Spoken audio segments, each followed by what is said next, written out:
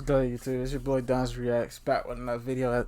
The other day we reacted to the BSOLZ top 50 players as of July 2021.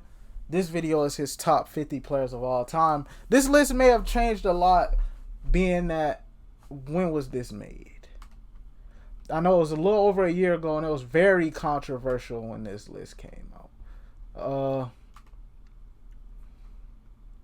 It was very controversial. This list came out March 2020, I believe, something like that. In the description it say. Oh yeah, March 20. Oh, I wasn't even paying attention. I was reading the description box. March 26, 2020. And you know, ever since then, LeBron won another championship.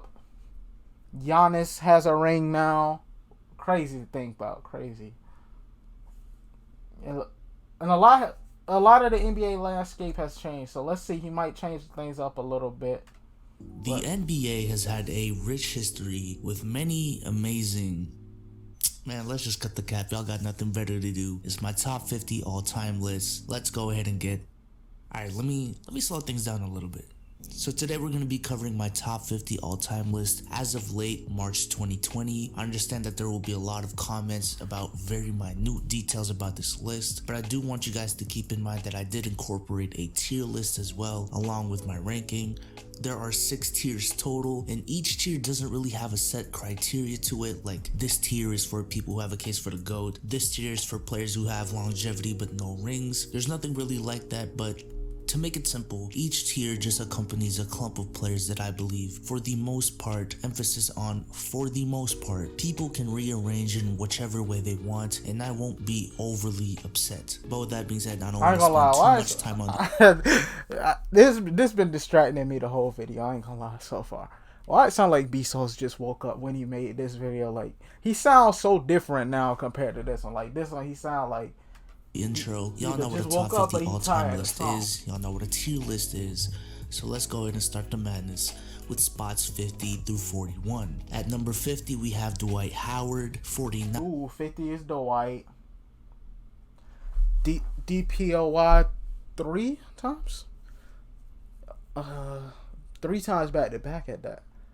He never won MVP, but he was always in the discussion. It's just every time he was in the discussion, some guy named LeBron James or something like that won it. So Dwight is getting love. Shout out Ray Allen. Ray Allen, 40. Second greatest shooter of all time. I was about to say the greatest, but Steph took that 8 ring. Klay Thompson. 47 Giannis Antetokounmpo. Giannis probably is a lot higher now that he has a ring. He probably put Giannis. He might put. I'm thinking he probably gonna put Giannis in that. Will probably put Giannis in that 30 range. 46 now. Paul Pierce. 45 Patrick Ewing. 44 Dave Cowens. 43 Kevin McHale, 42 Walt Frazier, and at 41 to close off this part of the list, we have Bob Cousy. Now, just in general, the last 5 of a top 50 list is the part of the list that has the most leeway. I do believe that there are more players that belong in this tier than just the 10 players I included, like, you know, the Vince Carters, the Tracy McGrady's, the Ben Wallace's, the Gary Paytons, so on and so forth, just to name a couple. But to highlight some of the aspects of this tier that people might ask in the comment section, number 1. Yeah, Gary Payton. I probably would put Gary Payton over like Bob Cousy and people like that, because I feel like Gary Payton probably is like the 5th, 6th, depending on where you put Jerry West and Oscar, because some people say they're shooting guards. So Gary Payton will be like a top 5, top 6 point guard of all time. I don't know. Giannis. Why is Giannis Antetokounmpo already in the top 50 all time? Well, people ain't saying that now, because ever since this video, Giannis now has an MVP, another MVP to add to his collection. DPOY, he got that in the same season. Not many people has ever done that. For a finals MVP and a championship while not forming a super team.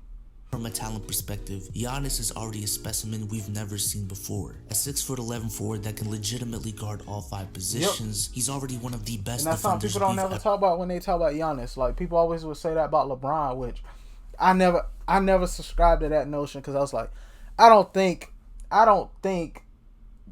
that LeBron could ever guard a good 5, or even in like when the power forward position was top heavy like KG and all of them. I don't think he could have guarded a good 4 either.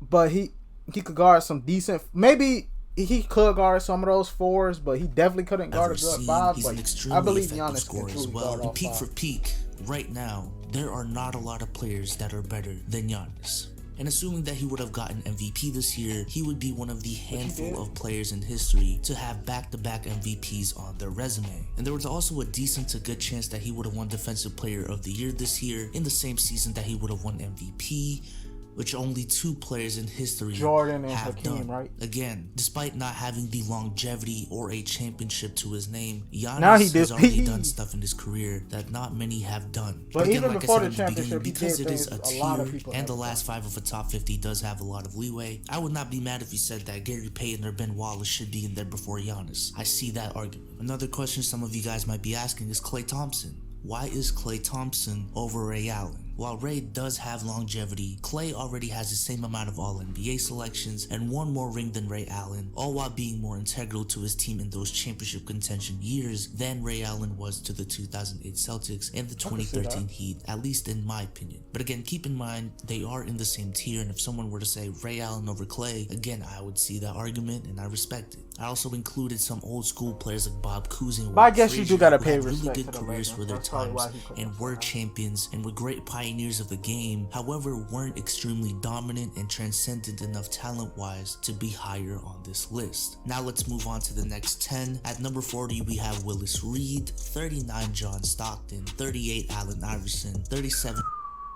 Oh, I don't know.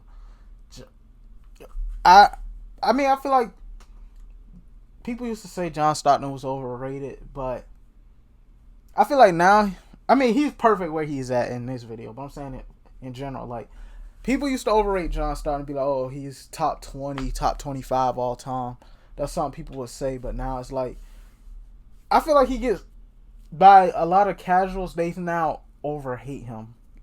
So, but this is a perfect spot for him.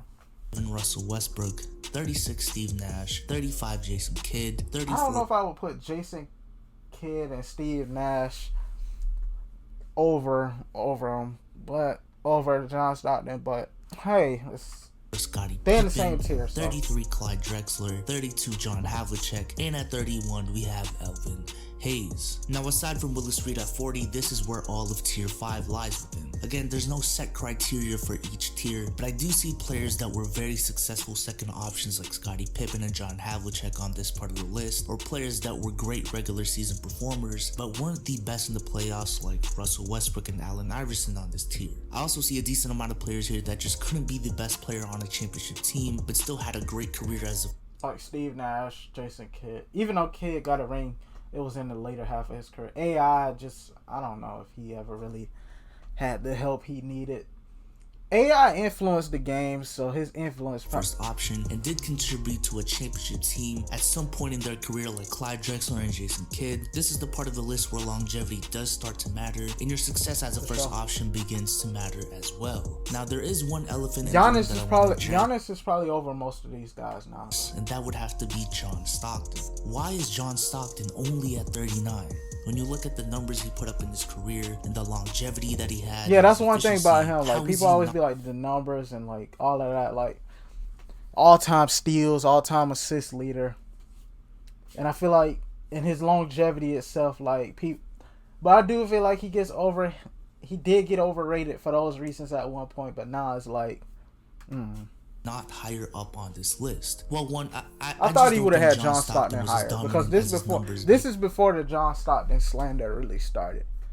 Him seem, and I would say out of everyone in this tier, he is probably the worst first option. Ooh. Now by first option, I don't exclusively mean as a scorer. What I mean is if you were to build around John Stockton, it would kind of be hard to do that. As your bona fide best player, you would find it extremely hard to build a championship contender around him because of the fact that he's not a great scorer, not an all-time great defender like Kawhi or Gary Payton, and you would realize that to utilize people thought because of his steals that steals don't always equate to good defense, by the way. John Stockton as effectively as Box possible, either. you would need a player greater than him, like a Karl Malone or Kareem or something like that, to best utilize him, while the players above him have proven to be truly successful first options in their career, and I just can't say that for John Stockton. And combine that with no rings in his career, that would be my reasoning for putting Stockton this low.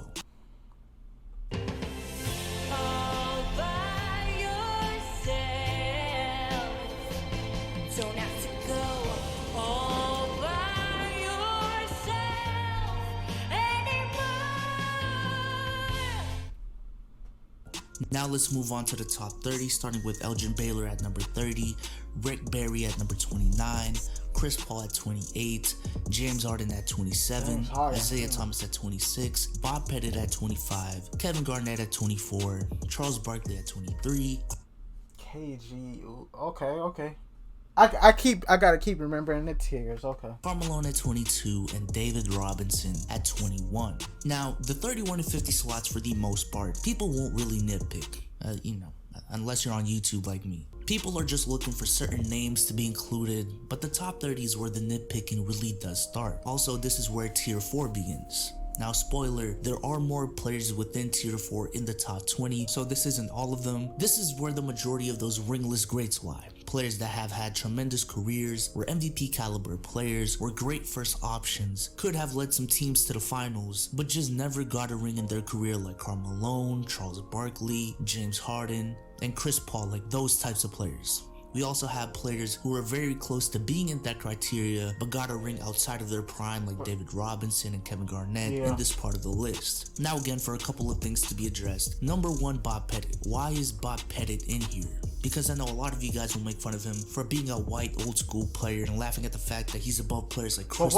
I don't know much about Bob Pettit, but wasn't he like a stretch big before stretches bigs or even a Paul and James Harden? And you'll probably at me on Twitter with footage from the 40s or 50s. I can already see that in my head. Well, just put it this way. Bill Russell played from 1957 to 1969. Will Chamberlain, Oscar Robertson, and Jerry West played from around 1960 to 1973, give or take a couple of years. Bob Pettit played from 1955 to 1967. So he had a lot of overlap between those 4 players. Yeah, like a lot of the Dwight Howard case, like he was great for his time. It's just he was overlooked because of the other like name value players that was around. Players who many people have no problem putting in their top 30. He was an 11-time All-Star, an 11-time All-NBA member, a 2-time MVP, a 1-time champion, also being one of just 2 players in history to lead their team past Bill Russell's Celtics and stop him from being a perfect 13 of 13, the other player being Will Chamberlain, and put up career averages of 26 points and 16 rebounds. So please read more about Bob Pettit's career if you can, because I believe he is a highly underrated player. Isaiah Thomas's placement as well is a little confusing because he's above Harden and CP3, but below Barkley and Malone. Now, I tried to type out the explanation as to why I put him there, but it just took up way too much time, so I'll just chalk that one up as essentially a personal decision of mine, because he is a 2-time champion that I still don't think had a better career than Barkley and Karl Malone. But again, because they are all in the same tier, I do see the argument for Isaiah. Yeah, it's obviously a ring accomplishment, but championships are a team accomplishment anyway. If Charles had a better team around him, maybe he'd have a ring too. Behind all 4 of those players and above them as well. So we're getting deeper into the list. Now let's go ahead and start the top 20. This is he did have a bad team, but I think this is the most interesting part of the list in my own opinion. I just don't. Kawhi, but I just don't like how rings is the end all be all when it comes to a lot of people's top 50. If that's the case, Bill Russell should be the GOAT, and that should be the end of that. But Kawhi Leonard at 20, Julius Erving at 19, Dirk Nowitzki at 18, Dwayne Wade at 17, Oscar Robertson at 16, Moses Malone at 15, Jerry West at 14, Wilt Chamberlain at 13. Wilt is 13th?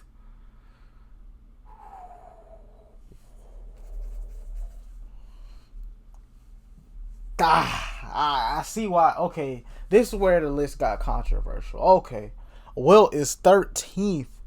Dude that has all these records. I know you got to give account to his era, but still 13th.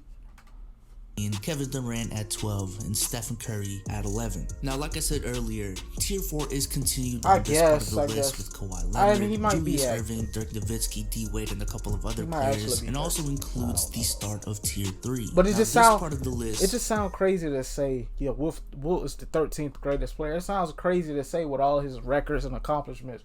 And yeah, for his career, for the most part, he was a loser. Like he's like a bigger version of Westbrook. I can just see it.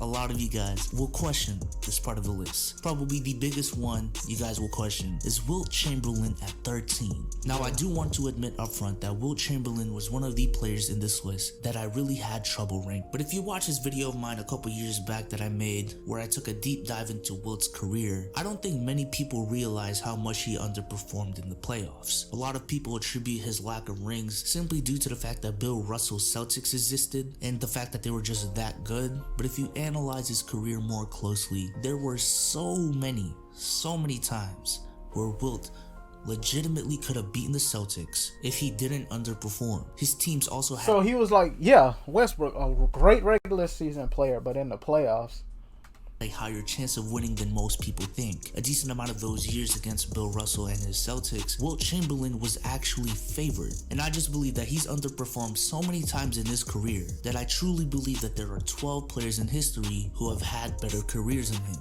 including Stephen Curry and Kevin Durant, which understandably, I can see people saying that it's premature to have him did. But I mean, at least he got Kobe in the top 10, because it's this debate going around in the NBA community now that Kobe's not a top 10 player. High up on the list. Also, some of you guys might be questioning Kawhi Leonard's placement at 20. Now again, Kawhi was one of those players that I had a lot of trouble ranking. I do think it's a little bit early to have him at 20, but accomplished so much in such little amount of time and doesn't have the longevity of a Karl Malone or Kevin Garnett or even the MVP to his name. But how many players in history can say that they have 2 Defensive Player of the Years, 2 championships, and 2 Finals MVPs on 2 different teams? Not a lot. Again, this is why I made tiers, because if you told me that you believe that Karl Malone or David Robinson are greater all time, again, I wouldn't be mad at all. I see that viewpoint. Again, I guess I'll just chalk up Kawhi to a personal preference of mine, and that's why I put him at 20. But here we go. My top 10 players of all time. Hands like Birdman. Shaquille O'Neal. Number 9, Hakeem Olajuwon. Okay. Number 8. It's rare though. Like a lot of people overrate Shaq. Like I see a lot of people have Shaq in the 6 to 7 range. Tim Duncan. Number 7, Larry Bird. Number 6, Kobe Bryant. Number 5, Bill Russell. Number 4, Kareem Abdul-Jabbar. Number 3, Magic Johnson. Okay. Number 2, LeBron James. And number 1, Michael Jeffrey Jordan. Gonna make a lot of LeBron fans mad with this one. But I'm all for it. I'm a Lakers fan, not a LeBron fan. But hey, I'm all for that. It's kind of surprising that he has Kareem this high, because I think he made a video before calling Kareem one of the most overrated players of all time. But most lists have Larry and Magic like right behind each other, so I'm surprised that they're not in the same tier of players of all time. What many of you guys have really been anticipating, but hopefully due to the tier system I placed in my explanation throughout this whole video, you guys I would change a few players, but the tier really thing an exclusive club. Like a tier of its own, because as you guys can see, tier 3 does bleed out all the way to 13, and the top 10 alone includes 3 tiers in itself. To address a couple of things that again you guys might be questioning, number 1, Bill Russell. Now Bill Russell is a player on this list that I would not be mad if he put in. Save up to $500 a year compared to traditional services with YouTube TV. Hey, check this out. Hey, how much money did you make last week? $3,000. What about the week? Tier 3, because I honestly see the argument for him being in that tier. But I do believe that he is more in the top half of this top 10. I can make a whole video dedicated on him and why he's underrated at this point. Yeah, he do get underrated at times. I'll put the link in the description. But long story short, my case for him being in this tier is the fact that he's one of the best. Basketball. It's crazy though. Like I've been watching a video. They was talking about like Bill Russell and Wilt Chamberlain was guys that pioneered jumping on defense. Like most dudes would just put their hands up. Like, bro, They pioneered jumping winners in in sports history, basketball. if not the best, and did more for the game and pioneered many aspects of it than most people realize. From just a simple outlet pass and creating the fast break to simply jumping to block shots. Yeah. These are stuff that Bill Russell was instrumental in pioneering. But again, I do understand the weak era argument, the fact that he's probably the worst offensive player, maybe in the top 50 period. But the fact that he was as successful as... Hey, but y'all see the laptop going dead, and we pretty much got his top 50. But anyway, please y'all like, comment, subscribe. Roll to 200 subscribers, and we out. Peace.